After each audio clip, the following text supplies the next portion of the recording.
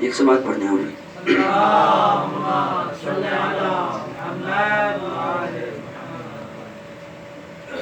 پھر یہ ظالم کہے گا, کیا کہے گا؟ لقد اضلنی عن الذکر بعد اذ جاءنی وکان الشیطان للانسان خذولا. کہے گا کہ مجھے فلاں شخص نے دھوکہ دیا, مجھے حقیقت سے دور کر دیا. یعنی شیطان کا کام بھی یہی ہے کہ وہ انسان کو گمراہ کر دے. اب تین ہو گئے, ایک شیطان, ایک ظالم, ایک فلان, یہ تینوں سبیل کے دشمن ہیں. اب پھر آنا کہ پورے قرآن میں سورہ نحل کے بعد ایک سورہ ایسی ہے جو شروع بھی سبیل پہ ہوتی ہے اور ختم بھی سبیل پہ ہوتی ہے, وہ سورہ انسان. اس کے شروع میں انا ہدیناہ السبیل, ہمارا کام ہے کہ سبیل کی ہدایت کرنا. اب میں اس دوسری آخری آیت سبیل تک جانے کے لیے کہ مجھے شان نزول, بلکہ آپ کو یاد ہوگا وہی تھوڑا سا پڑھنا پڑے گا, پھر میں دوسری سبیل پر پہنچ جاؤں گا. بلکہ کیا کریں کہ یہ سورہ کیوں نازل ہوئی؟ اس لیے کہ حسنین مریض تھے, اتنے سخت مریض تھے کہ بخار تھا, بچے تڑپ رہے تھے. ایک سوال پڑھ دے آل محمد کی ذات پر.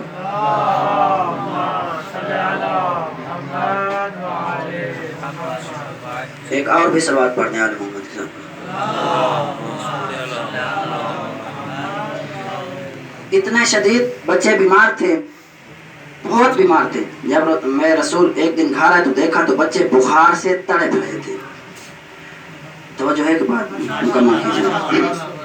بچے تڑپ رہے تھے, رسول کریم آئے اور پریشان عالم میں واپس جانے لگے تو جبرائیل آیا, کہا کہ یا رسول اللہ, خالق کہہ رہا ہے کہ اگر یہ خنوادہ منت مان لے تو بچے درست ہو جائیں گے, ٹھیک ہو جائیں گے. تو نبی کریم واپس ہے, کہا کہ فاطمہ, اللہ کہہ رہا ہے کہ اگر منت 3 روزے کی مان لو تو بچے درست ہو جائیں گے.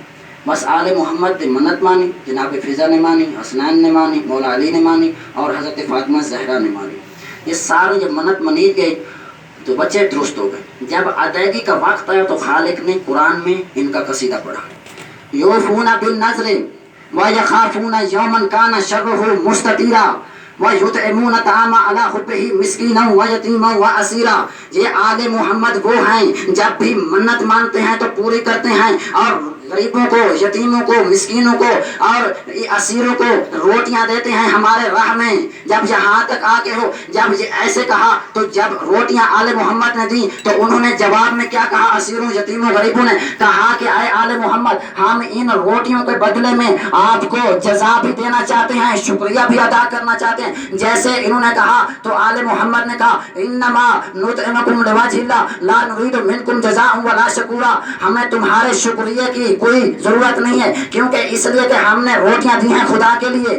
ہمیں تمہارے نہ بدلے کی ضرورت ہے نہ شکریہ کی ضرورت ہے, بلکہ اگر بدلہ دینا ہے تو وہ ذات دے اور شکریہ ادا کرنا ہے تو وہ ذات کرے. بس جیسے تم کون ہو کہ ہمارا شکریہ ادا کرنے والے, بدلہ دینے والے. بس یہی کہنا تھا کہ اگلی آیت میں خالق نے پھر آواز دی وَجَزَاؤُهُم بِمَا صَبَرُوا جَنَّةٌ وَحَرِيرًا. آئے آل محمد, تم نے صبر کیا ہے, ہم اس کے بدلے تمہیں جنت دے دیا ہے. جنت, پھر سننا, جنت دے دیا ہے, دنیا میں جنت دے دیا ہے آل محمد کو, دنیا میں. پھر آئے سورہ صفات میں آواز دی سلام علی نوح فی العالمین کذالک نجزی المحسنین انہ من عباد المؤمنین. سلام علی ابراہیم کذالک نجزی المحسنین انہ من عباد المؤمنین. سلام علی موسیٰ و ہارون انہ کذالک نجزی المحسنین انہما من عبادنا المؤمنین. خالق نے ارشاد فرمایا میرا پوری کائنات میں سلام ہو نوح پر, جو ہمارا نیک بندہ تھا, مومن بندہ تھا, ہم اس کو جنت قیامت کے دن دیں گے. میرا سلام ہو ابراہیم پر, جو ہمارا مومن بندہ تھا, ہمارا نیک بندہ تھا, ہم اس کو جنت قیامت کے دن دیں گے. سلام ہو موسیٰ و ہارون پر, یہ ہمارے دونوں مومن بندے تھے لیکن ان کو ہم جنت قیامت کے دن دیں گے. آئے آل محمد, میں کیوں نہ کہوں کہ یہ انبیاء وہ ہیں جن کو جنت قیامت کے دن ملے گی, آل محمد وہ ہیں جن کو ہم نے جنت دنیا میں دے دی ہے.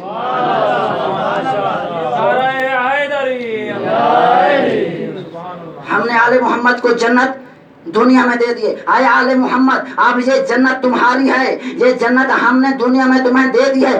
اب آپ کی مرضی, جسے چاہے روک لیں, جسے چاہے داخل کر دیں. جب یہ تک آئے تو آل محمد نے شروع میں کہا انما نطعمکم لوجہ اللہ, ہم نے جو روٹیاں دی آل محمد نے کیا کیا؟ خالق کے لیے. تو شکریہ ادا کرنا ہو تو وہ نہیں کرنا ہو، آپ کون ہیں؟ پھر خالق نے بات اِنَّ هَذَا كَانَ لَكُمْ جَزَاءٌ وَكَانَ سَعْيُكُمْ مَشْكُورًا، آئے آل محمد جو آپ نے ہمارے دین پہ احسان کیا ہے اس کے بدلے میں ہم نے جنت بھی دے دیا ہے، شکریہ بھی ادا کرتے ہیں۔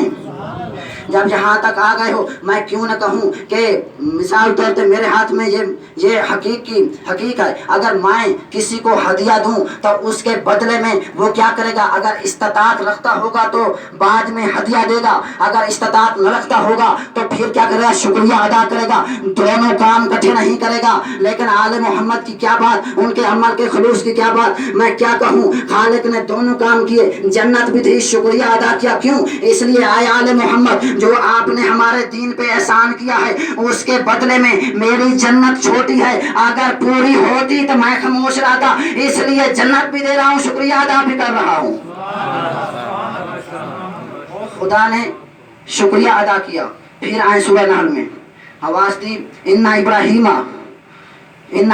كَانَ أُمَّةً قَانِتًا لِلَّهِ حَنِيفًا وَلَمْ يَكُن مِّنَ الْمُشْرِكِينَ شَاكِرًا لِأَنْعُمِهِ، ابراہیم کا کمال یہ تھا جو ہمارا شکریہ ادا کرتا تھا، ہمارے نعمتوں کا شکریہ ادا کرتا تھا، یہ ابراہیم کا کمال تھا۔ پھر خالق نے نوح کے بارے میں فرمایا إِنَّهُ كَانَ عَبْدًا شَكُورًا، ابراہیم کے نوح کا کمال یہ تھا کہ وہ ہمارا نعمت کا شکریہ ادا کرتا، وہ ہمارے شکریہ ادا کرتا۔ میں اب اگر یہ دونوں آیتیں یہ نہ ہوتی اور اس کے بعد یہ میں نے سورہ انسان میں یہ آیت نہ ہوتی تو میں یہ جملہ کبھی نہ کہتا۔ اگر کسی کو شک ہو تو جا کے ترجمہ دیکھ لینا، میں یہی کہوں گا کہ نبوت اور امامت میں فرق بھی یہی ہے کہ نبوت وہ ہے جو خالق کا شکریہ ادا کرتی ہے، امامت وہ ہے جس کا خالق شکریہ ادا کرتا ہے۔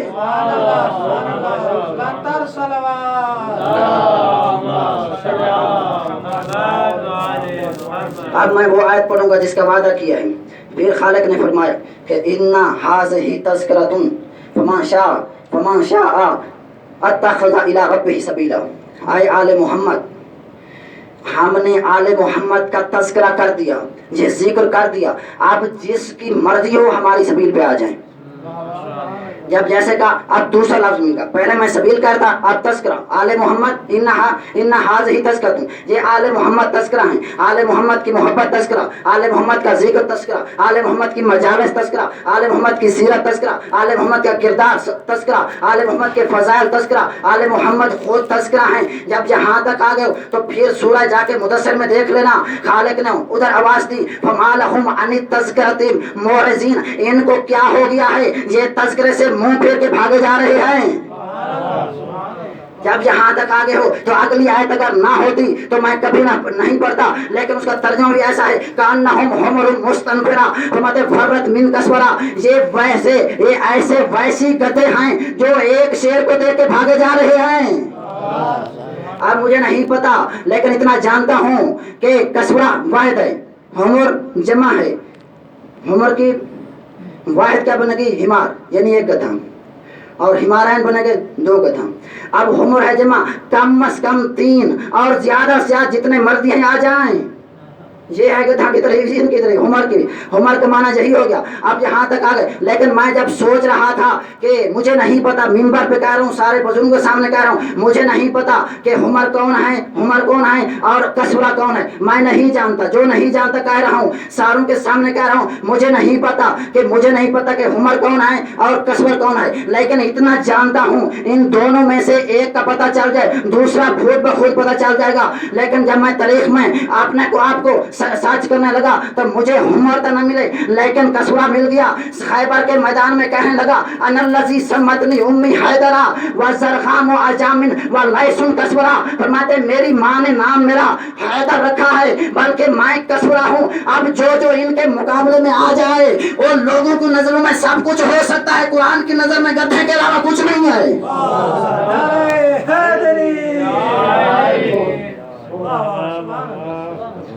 ایک صلوات پڑھنے ہیں